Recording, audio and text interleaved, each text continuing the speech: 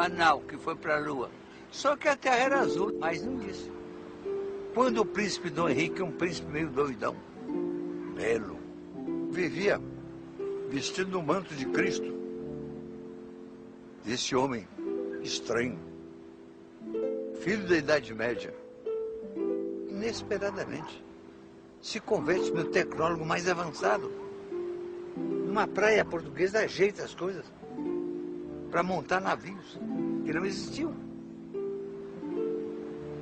Navios com leme fixo, por exemplo, que era uma coisa dos árabes, que na Europa nunca tinham usado. Navios com a vela latina, que é boa para navegar.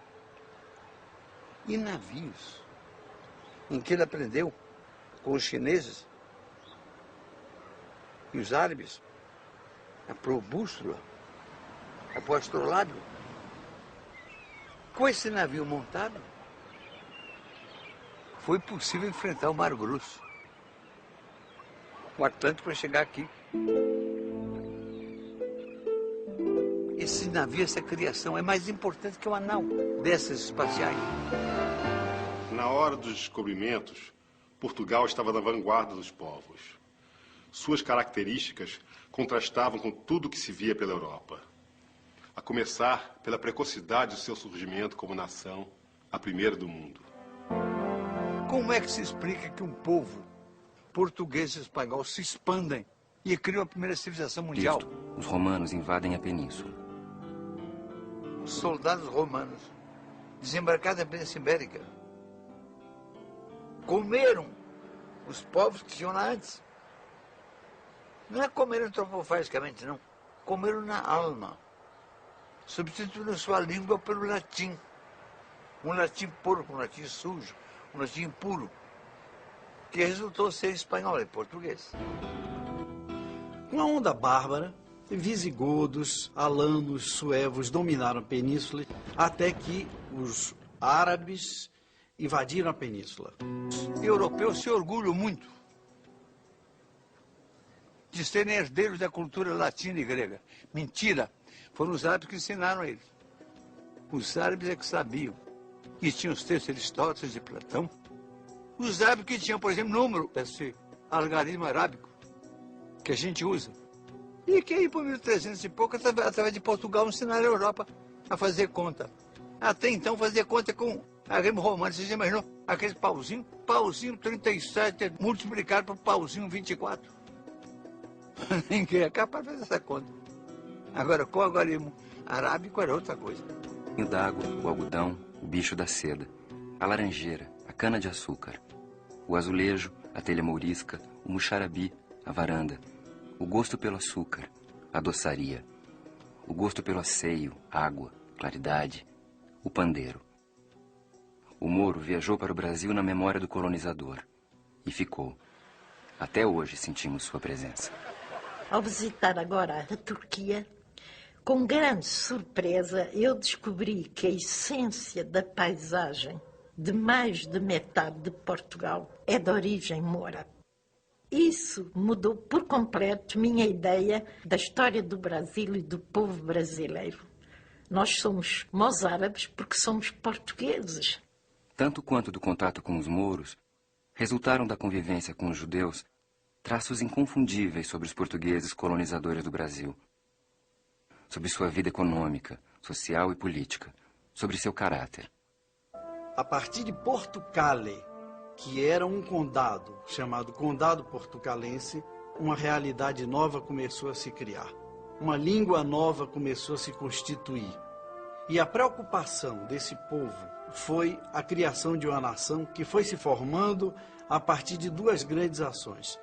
Uma de expulsão dos mouros e a outra de combate aos castelhanos. Esses eram os portugueses. A língua portuguesa é menos a língua que os portugueses falam que a voz que fala os portugueses. Se a escutássemos bem, ouviríamos nela os rumores da longínqua fonte sânscrita, os mais próximos da Grécia e os familiares de Roma. Juntemo-lhes uns pós de arábica língua e teremos o que chamamos o Tesouro do 1288. o português se torna a língua oficial do país. É fundada a primeira universidade. Lisboa se converte em metrópole internacional. A corte é um núcleo de cultura cosmopolita, de técnica e mercantilismo. A centralização sobre o sagrado dá lugar à centralização no econômico.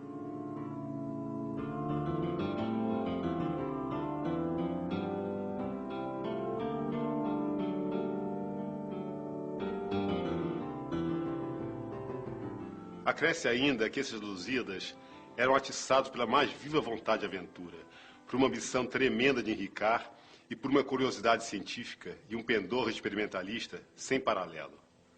Diziam, por exemplo, contra toda a sabedoria de seu tempo, que só era confiável o saber de experiência feito. Sua audácia maior era dizer que, apesar de irracional a ideia de que o mundo era uma bola, ele era mesmo uma bola. Deus quer, o homem sonha, a obra nasce. Deus quis que a terra fosse toda uma, que o mar unisse, já não separasse. Sagrou-te e foste desvendando a espuma. E a orla branca foi de ilha em continente, clareou correndo até o fim do mundo, e viu-se a terra inteira de repente surgir redonda do azul profundo. Envia 15 expedições à costa ocidental africana, tentando ultrapassar o Cabo Bojador, limite do mundo conhecido pelo europeu. Trono entre o brilho das esferas, com seu manto de noite e solidão,